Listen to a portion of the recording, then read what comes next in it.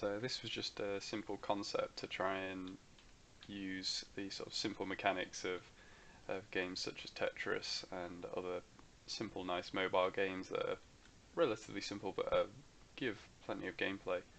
The concept here being the multicolored levels that constantly move up the screen, and the player simply has to find the hole and fall through to the next level.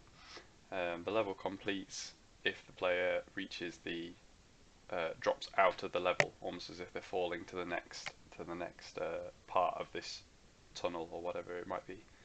Um, Initially, I toyed with the idea that the player actually changed colour depending on the uh, directional arrows. So up was red, left was blue, green, etc. And you had to match the player's colour to one of the colours on the levels. That was quite interesting, but the problem I found was, after letting a couple of people have a go with it, was that people just chose one colour and just stayed on that colour all the time and just always found, let's say they picked green, so they would always just find the green through the next level. So the changing colour almost became irrelevant.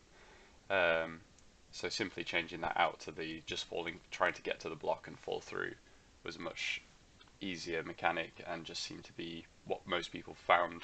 They just search for the gap and just drop through. Um, this is one of the earlier codes, and I actually added later, if you did reach the bottom, it would spawn you back at the top, and you'd carry on falling, essentially just constantly going down and down and down. But every time you went through to the next screen, the actual speed of these levels would increase, and the spawning timer would increase, so the levels actually got closer and closer together. So the game just became more and more difficult, to a point where if you could get to that point, the space between the levels was too small and you just couldn't go any further. The concept being the player that can achieve the longest time, or perhaps every time you fall through one of these holes, maybe you get a point or something, and just a classic leaderboard style game.